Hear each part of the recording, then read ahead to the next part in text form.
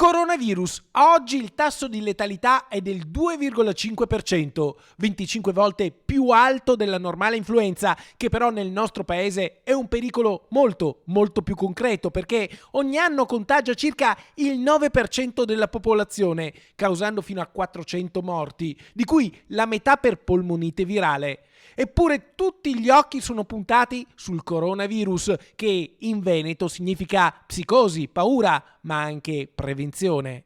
Sempre meglio rispettare le regole base come lavarsi le mani, non portare le mani alla bocca o verso gli occhi. Ecco, è una cosa fondamentale la prevenzione. Cina Vicenza, filo diretto con l'epidemia che spaventa il mondo. Le mascherine vanno a ruba.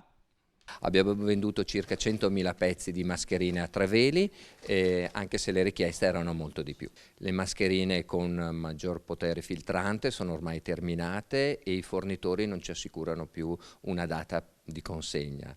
Prezzi alle stelle per le mascherine antivirus. Da gennaio ad oggi, in meno di 2 mesi, il costo è addirittura triplicato.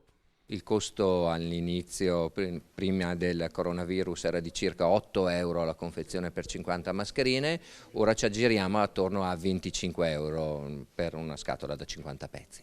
Nel Vicentino la corsa alle mascherine ha coinvolto cittadini, professionisti, stranieri, ma anche diverse aziende. Abbiamo avuto dei privati che magari partivano per un viaggio, abbiamo avuto delle hostess, aziende che lavorano con la Cina e anche molti cinesi che hanno voluto inviare in patria le mascherine, anche se i corrieri attualmente stanno contingentando le spedizioni verso la Cina, quindi fanno fatica a spedirle ai loro familiari. Mascherine tante, tantissime, ma le aziende che vendono prodotti sanitari hanno avuto anche molte altre richieste.